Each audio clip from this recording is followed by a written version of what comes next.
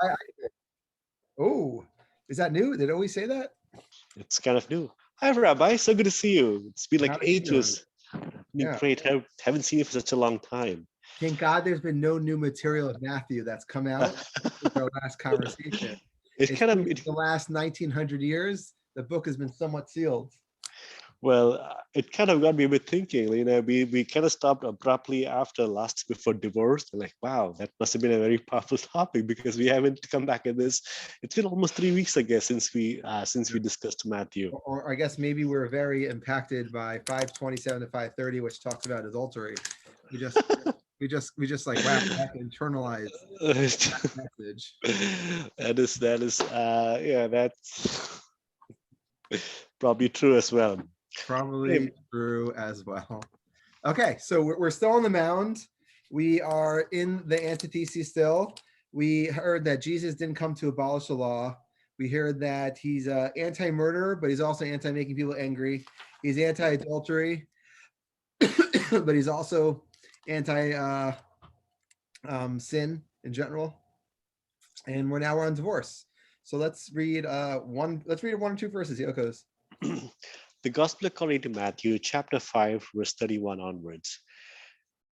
It was also said, whoever divorces his wife, let him give her a certificate of divorce. But I say to you that everyone who divorces his wife, except on the ground of sexual immorality, makes her commit adultery, and whoever marries a divorced woman commits adultery. Okay, very interesting. So the first thing to note is that while Matthew 5:21, it's like just one of the 10 commandments, you shall not murder. Over here, it's saying that it was also said, namely, or it was heard, depending on how you look at that, that divorce. So I feel it makes sense for us to look at the verse from Deuteronomy about divorce, and let's hear what it said.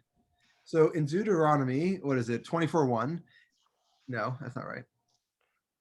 Is it 24:1? I think it's 24:1. So to clarify, right, divorce is not part of the Ten Commandments.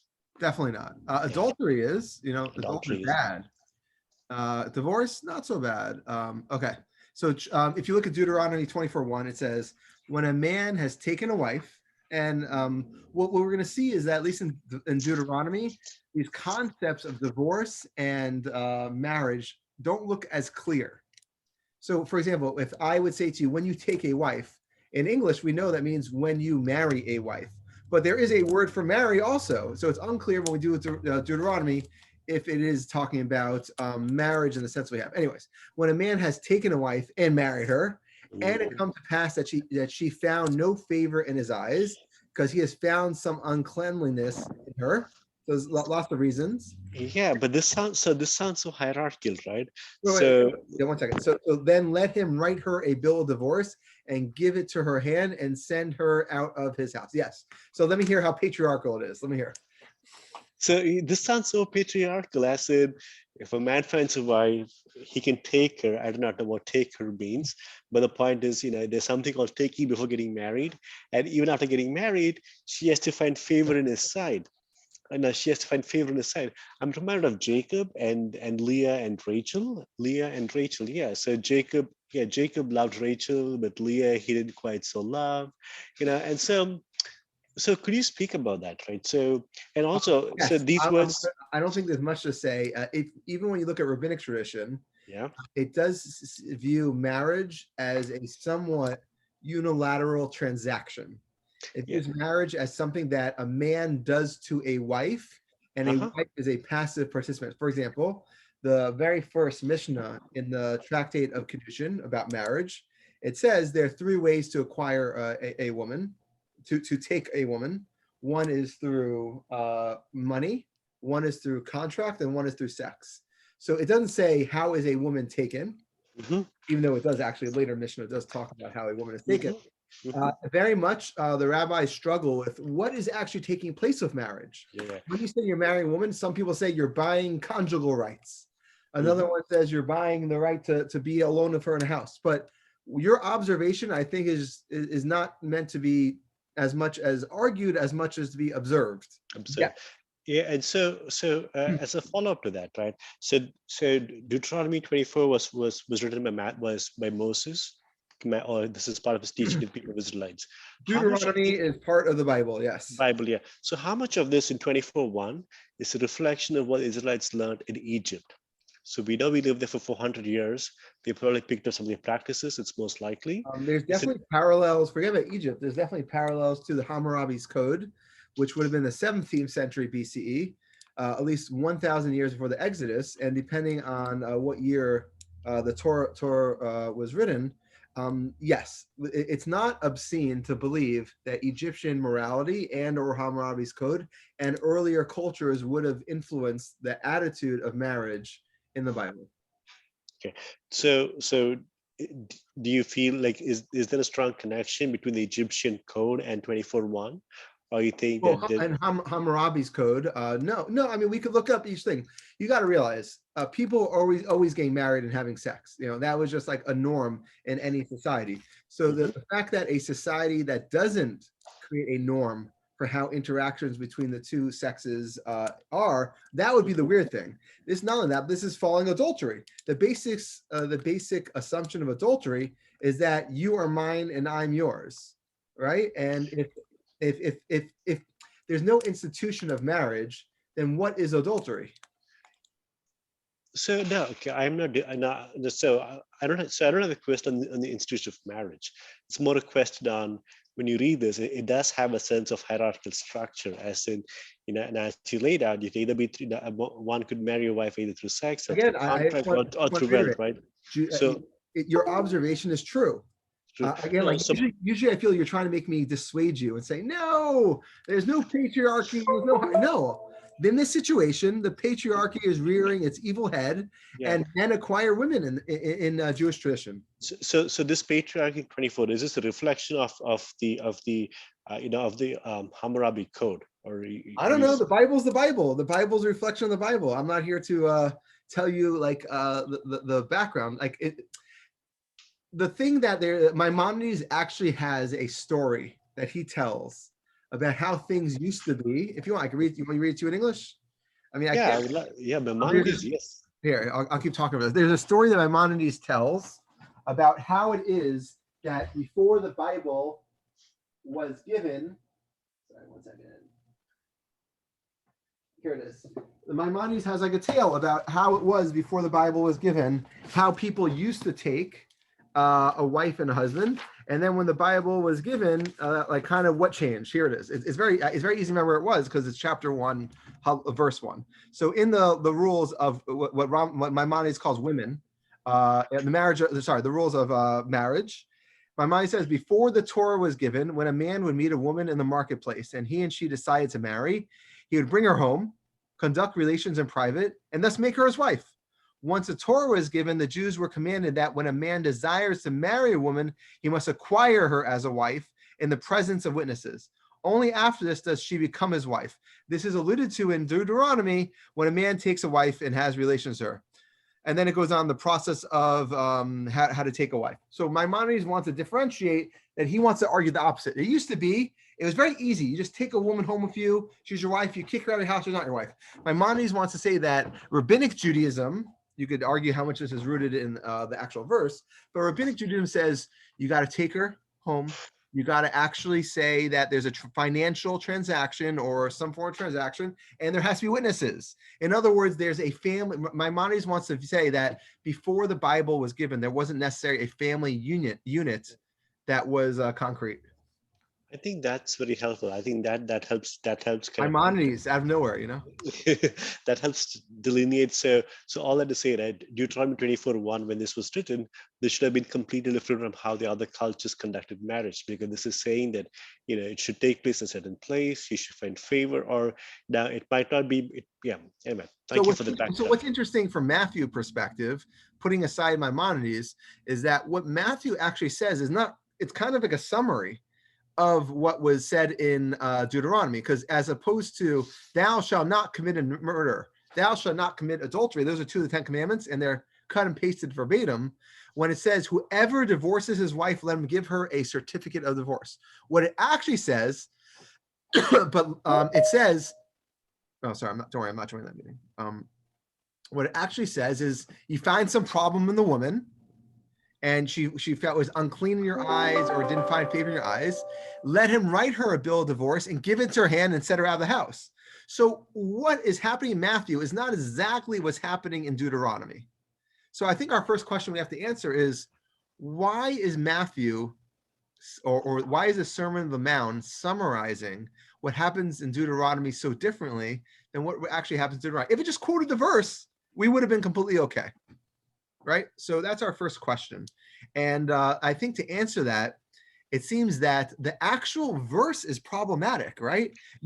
We're going to see in a couple seconds that Jesus, like we'll analyze it very soon. Jesus, if I would say as a good Catholic like myself, that I'm anti-divorce, you'd be like, oh yeah, you read Matthew 5:31 and 32, and the Catholic Church is justified in saying that interpretation. However, when you read Deuteronomy 24:1, that seems as being summarized in Matthew 5:31, you don't really you see that there's specific edits, omissions that took place. What are the omissions? When she does not find favor in his eyes because he has found something unclean. One of those two reasons. It seems those two reasons are actively omitted in Matthew 5:31 because they seem to be the opposite of what Jesus is trying to say, right? So can we take a step back? So yes. Was divorce common? So if Matthew had absolutely everyone divorced them. We actually have an amazing record from the Dead Sea Scrolls. Actually, I want to make a Wikipedia page on this woman because she had such an amazing life, and we have all her divorce contracts and who got various things, and that would have been from the 1st century, from this time period. So if you want, yeah, I could bring her up after. But yeah, it was a common occurrence, so much so that we know Herod, right? When we talked about what's the reason that John the Baptist was killed, at least according to certain traditions, it's because there was a divorce that took place. He married his sister. So yeah, absolutely, divorce not was his sister, his brother's wife. His brother's wife. Right. So his sister-in-law. Excuse me. Sister-in-law. Yeah. So my sister-in-laws are so close with me. No, so the point is that it was absolutely a thing that was in the Bible. Is absolutely something that Rabbinic Judaism dealt with all the time. So much so that we see many of the big rabbis also, had problematic marriages and sometimes were even divorced as well. So kind of, could you speak a bit more about this, right? So we have Deuteronomy 24:1, which does elevate the institution of marriage, and then when you mentioned that divorce was common. So was Deuteronomy 24:1 interpreted a certain way, or was that was it watered down to allow for divorce? And that's the reason why Matthew here is kind of elevating the institution of marriage and saying the divorce is, at least on the face of it, it's not okay. 100%, that's the main question. And the main rabbinic source I want to do today was on that exact question. This is one of the most famous rabbinic sources. People love citing it because it makes no sense. It feels like it's evil. And I feel when I read it to you, this rabbinic source, and you knowing what Jesus says here, you'll be able to have a fuller understanding about how this fits into the Sermon on the Mount. So let me read you. This is actually the last Mishnah in the tractate of divorces. The tractate of divorce has 9 chapters, and this is the last one. So it starts with Beit Shammai and Beit Hillel. Beit Shammai, the house of Shammai, the house of Hillel, would have been a little bit later than Jesus by like 20 years. He would have been overlapping with Paul. Well, that's 20 years is not that much. This is the time period. Okay, ready? Beit Shammai, the house of Shammai, or the school of Shammai says, a man may not divorce his wife unless he finds something immoral in her actions. And what we could say about that is, you see, he's trying to interpret exegetically the verse. The verse, as we said, the verse said, just the translation that we're using, the King James Bible, I think, translation, when a man finds something no favor in his eyes, or he finds something unclean. So what does that mean? For the school of Shammai, that means he finds something immoral. And what would be immoral? She commits adultery. So in other words, this is what we call the right-wing version of divorce. Thou shalt not get divorced, according to the school of Shammai, unless she does adultery. So in other words, anything up to but not adultery, keep her. She steals, keep her. She murders your children, okay. She does some horrible things, keep her. Adultery is that which severs the marriage bond, according to school of Shammai's interpretation of the verse of Deuteronomy. Yeah, would you like to say something? Yeah, so adultery by definition includes at least 2 people. So yeah. According to Jewish law, if she commits adultery, she should be executed and the male should be executed. But it could be that someone could be committed adultery, but you can't prove it in the olden days. That's actually very common. Okay, so my point is in this case, right? Let's say for sake of discussion that they prove that this person X, this woman committed adultery, and so then her husband can divorce her. But what about the person she committed adultery with? Does it say that he should also? So again, so this text will not be dealing with that, because this is only dealing with this is actually dealing with the husband right now. So from Jewish tradition, the answer would be very simple.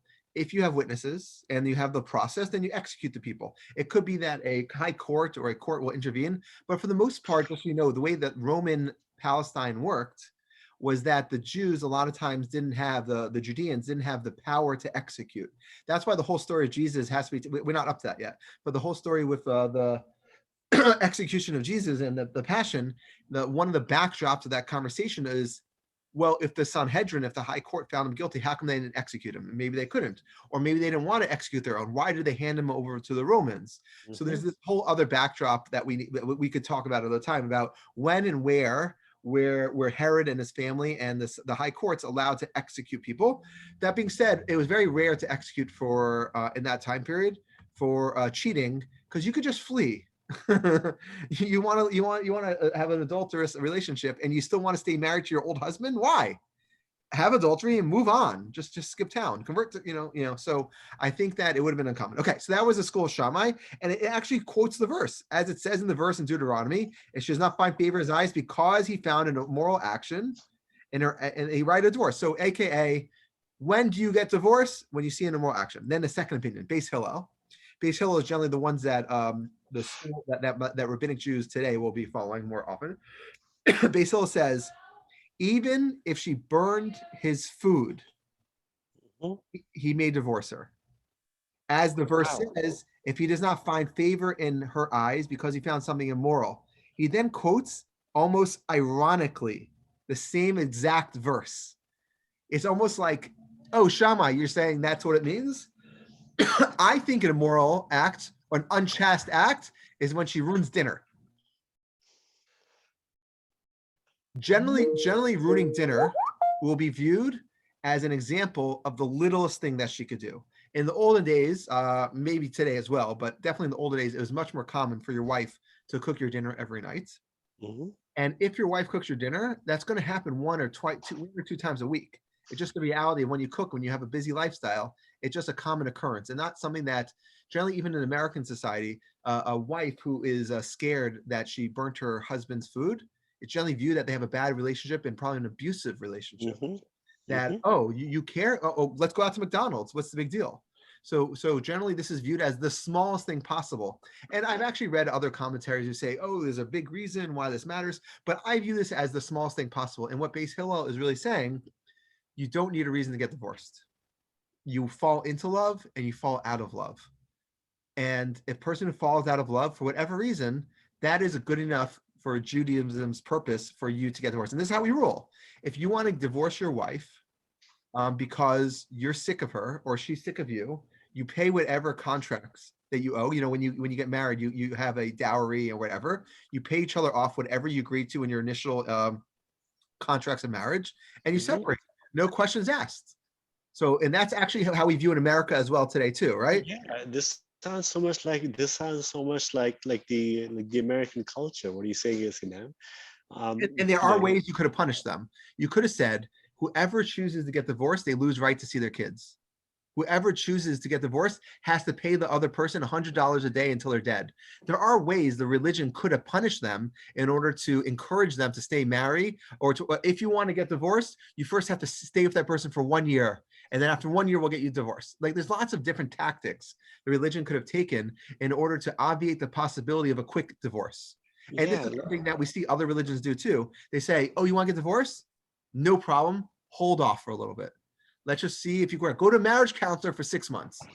So I think that the fact that Beit Hillel, the school of Hillel, is advocating that the interpretation of the verse of him, again, like, I don't know if it's a real interpretation or meant to be almost like a comical interpretation. What is an unchaste matter in any way that she bothers me? So I don't know if it was meant to be comical or literal from Hillel, but I think that this attitude is meant to be the opposite of Beit Shammai. I'll give you a third opinion, and then I think once we see the third opinion, we'll definitely be able to historically culturate the place that Jesus is speaking from within the normative rabbinic tradition, which is actually taking place at that time period, which is somewhat uncommon because a lot of times the Mishnah would have been written by rabbis around 50 to 100 years later. The third person is actually someone who lived around 50 years later because rabbinic tradition has no problem having conversations between dead people. So Rebbi Akiva, he says, even if she did nothing wrong, but he found another woman more beautiful than she, he may divorce her. Wow, as it says in the verse, he now focuses on the first half of the verse. Don't forget, the verse has 2 points. And it came to pass that she found no favor in his eyes because he has found some uncleanness her. So there's no way, it's not clear how to interpret that. So he focuses now, Rebbi Akiva, on, as the verse says, and it will be that she does not find favor in his eyes, which teaches you that he can divorce her even if her appearance, literally how it is seen in his eyes, get it? It's a play on that. How it's in his eyes, he did not find favor in his eyes. So Rebbi Akiva interprets that phrase of the verse, while Beis Hillel and Beit Shammai, those schools focus on that. So I would argue that Rebbi Akiva is the most lenient. You divorce her for whatever reason, that like even if you found someone, there's nothing wrong with her. There's actually nothing wrong with her, right? I'm surprised they have such a low bar for divorce. Now that based upon these two sources, right? It sets a very low bar. It's so how do I say this? It seems to be the bar is actually lower than the Bible prescribes, right? The Bible says you don't find favor. So and again, it's very uncommon to quote verses in the Mishnah. I think the reason that all three opinions quote verses in this situation is very uncommon. It probably happens only 5 or 10% of the time. The reason that all three of them quote a verse is because they understand that Judaism cannot exist unless you could get out of bad relationships. See, but then once you take it this way, right? Jacob didn't love Leah. But those are actually pre-Bible. And what we see is, the story of Leah and her son and trying to buy sex with Jacob with the dandelions. Like there's a whole background of craziness that's happening that she didn't feel loved. And if anything, no one would today encourage her to stay married in that situation, right?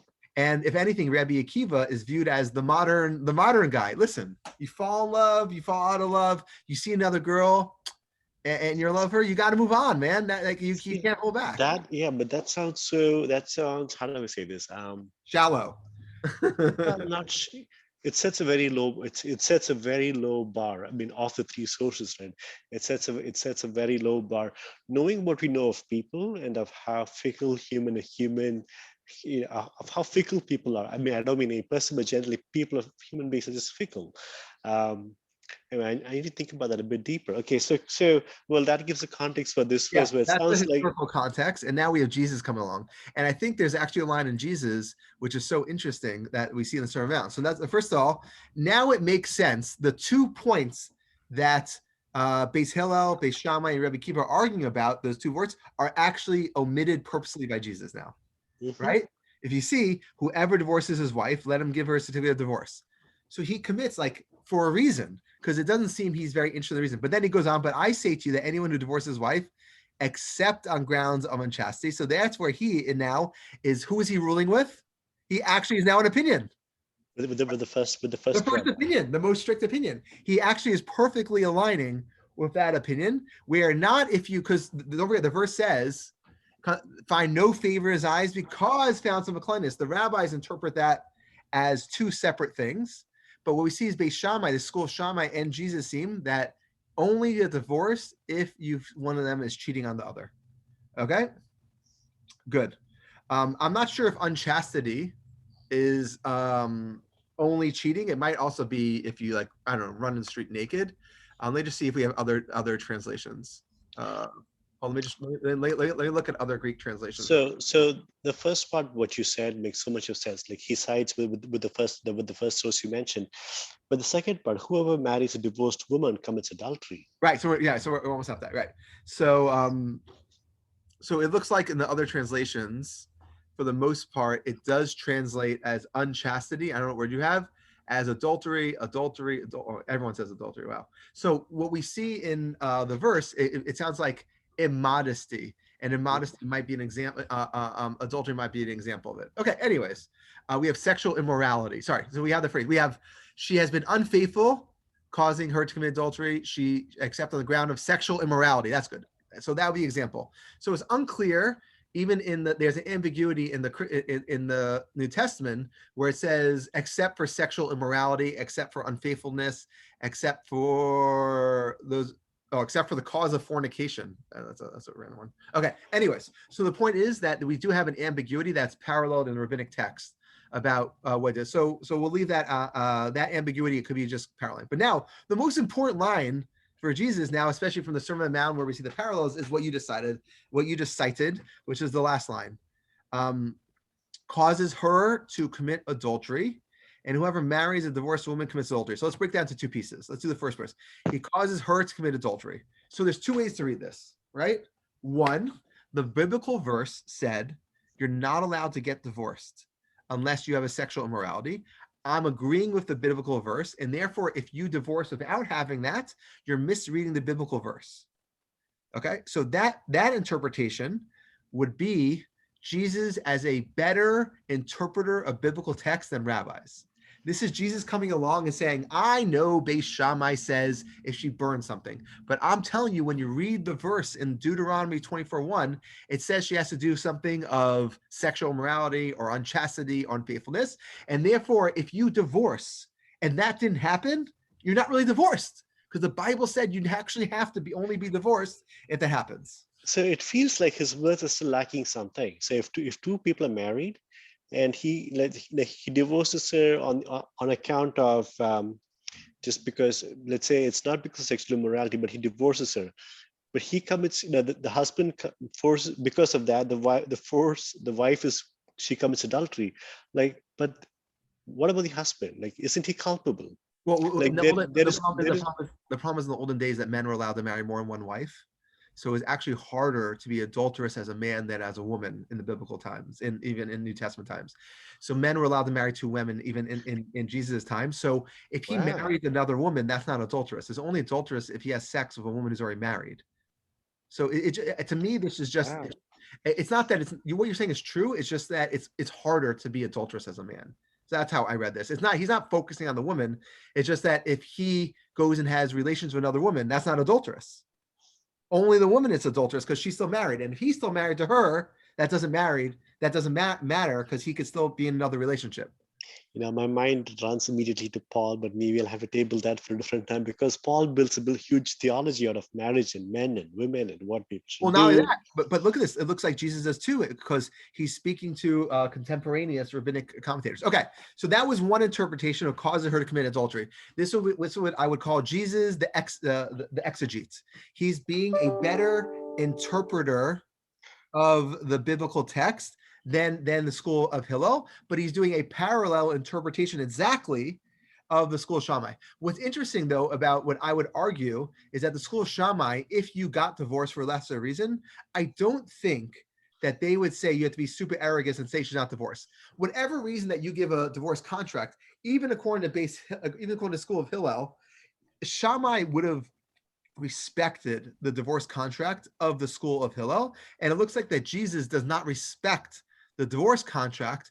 And this is where we could see a certain level of sectarianism that's taking place in Christianity, that I understand that there's certain Jews who interpret the text in a way that would allow it to have divorce. I disagree. But then he says, even if I disagree, I'm not going to respect the other opinion.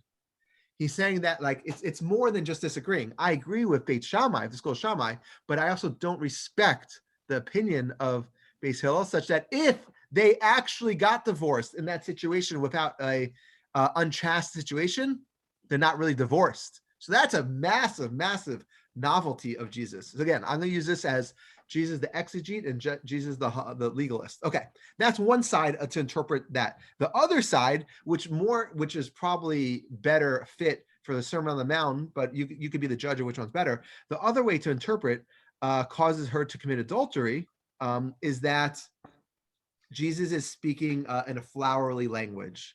We see very often through the first two of where he says you should not murder and you should not commit adultery, that both of them He said, cause your eye to rip out, and this is worse. And we know practically from the time that Jesus gets angry at people all the time that he probably didn't mean this stuff as literally as much as teachings, that you have to act in a super arrogative way. You have to go beyond the letter of the law. And if you only look at the letter of the law as the basic staple of how you have to act, you're failing as a good Christian in my Jesus movement. So if you look at this that way, you're causing to commit adultery. It doesn't literally mean adultery. It means that, of course, I agree with Hillel. You get divorced whenever you want. No one disagrees with that. But you should realize that we expect you to have a higher level of religious practice in the Christian community. You have to be super arrogative. And if there's opinion of Beit Shammai, either you should follow it in a literal sense or in a metaphoric sense. The metaphoric sense of this is hard to understand what exactly would be. It could be that, marriage itself is just a metaphor to God. You're supposed to be married to God now and always be of God no matter what. But it's hard to read that in without ever Jesus mentioning God within the metaphor. So I'm not exactly sure what it is, if that's a metaphor, but in a literal sense, I think it does fit in to the idea of the Sermon on the Mount, of kind of speaking in this flowery, robust language that is not meant to be taken literally. Okay, so those are the two sides of how to read that line. Yeah, I need to think a bit more about this. I'm a Okay, bit. This is no lot. problem. Well, we got one line left. Lot Okay, layer. you can think about the two sides. Tell me which side you like. The second side, I think, is probably right, but it's a bad read. It's you would hope the second side would be the better read, but it creates so many problems. Okay, in the last line, which is the best line. Come on, this is the most famous line, right? If you ask the biggest impact that Christianity has had on modern Catholics is this line. When I was a kid, I was always told, I knew nothing about Christianity or Catholicism, and we were told, in Christianity, it's better to kill your wife and ask for forgiveness than to divorce her. That was like a joke that, when as we judged and criticized other religions for their failings, that was something that I was brought up as like a very famous joke, and that's actually in South Park as well. That they have a joke about that, about like sometimes you have to make sure to say your Hail Marys and ask for forgiveness, and otherwise you're in trouble. So I'm surprised. I wouldn't be surprised if they probably also combined Jesus' teaching of some of the Pauline theology, because Paul elevates marriage to a whole new level. Anyway, so on this last thing, whoever marries a divorced woman commits adultery. Okay, so this line you might think is in line with the last thing, but Jesus actually did not condemn divorce in the last line. He actually just aligned himself with the school of Shammai and says that anyone who commits, whoever divorces without her acting sexually immorally or unfaithfully or doing things, that's the problem. So this line actually contradicts the first half of the verse. So now again, there's two ways to read this. Whoever marries a divorced woman commits adultery, meaning that what divorced woman are we talking about? One who was divorced wrongly, right? So that would be the easy read, but you have to add a word to it. You have to add a divorced woman who was wrongly divorced. So that's the probably the right read, but you have to add words. It's never good to add words to any text. So basically, earlier we discussed that men can have multiple wives, that they could marry multiple wives, right? And so it's not wrong in marrying somebody; it's just wrong in wanting to be with somebody without being married. That's the delineation she made.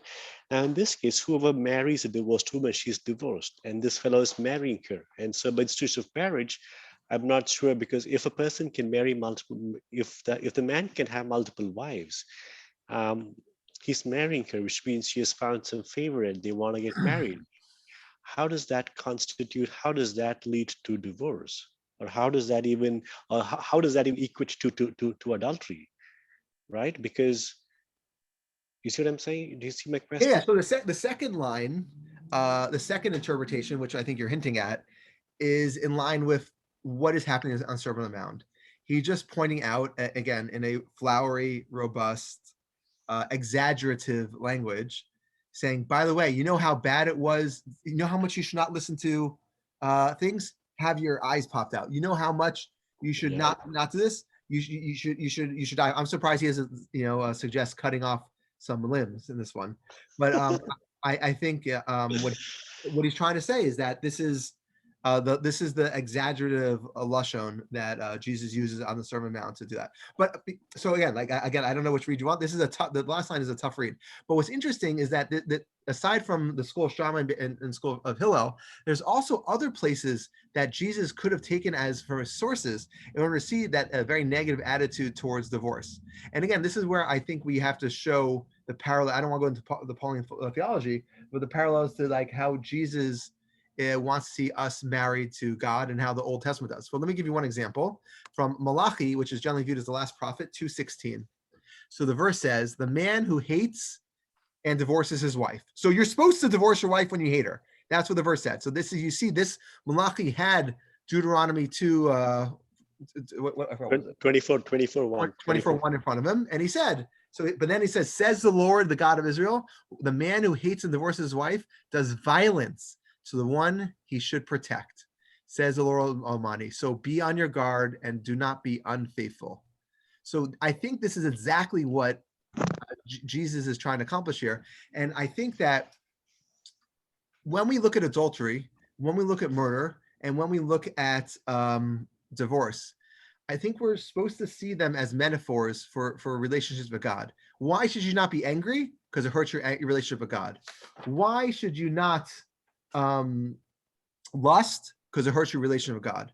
Why should you not divorce? Because Malachi says in 2:16, it hurts your relationship with God. So I think we always have to look at these various levels of the text. We have the literal interpretation, we have the super erogative interpretation, and then we have how the whole text on the Sermon on the Mount itself is a metaphor for the various relationships that we're supposed to have with Jesus and with God. So I think we'd be remiss if we didn't also look at it that way. Yeah, well, it's my first time I'm reading Malachi 2:16. I see the verse over here. For the man who does not love his wife but divorces her, says the Lord God of Israel, covers his garment with violence. But so guard yourself in your spirit and do not be faithless. Wow. Yeah, so I think that you have that parallel there. And the question is, I'm just a bit surprised that I'm just a bit surprised that if marriage is held in such low esteem, like at least according to Malachi 2:16, it's common that people who love, if they don't love, they marry. Rebbi Akiva is the most famous rabbi in Jewish history for articulating the ideas of love. He's the one who said that the Song of Songs it has to be part of the Bible. That was his argument. He said, if it's not part of the Bible, it's the Holy of Holies, the Song of Songs, the relationships. So I think that because he's very famous, like his relationship with his wife, Rachel, is one of the famous love stories in that he left her for many years in order to learn, but that he came back and loved her, even though she got poor and various things. So I think that Rebbi Akiva is viewed as the expert on love. So I want you to take that into account, that the one who's viewed as the expert on love, the expert in relationships, he's the one who says, if you love someone else more, you got to move on.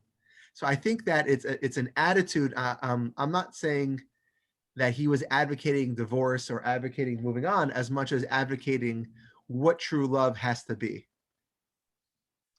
It's a profound statement. So as much as rabbis say what you want to say, as much as he has is that grounded in the Old Testament? Is there any base, like, because does it have a basis in, well, it's probably just me thinking out loud. We cited the verses, how it's in the Old Testament.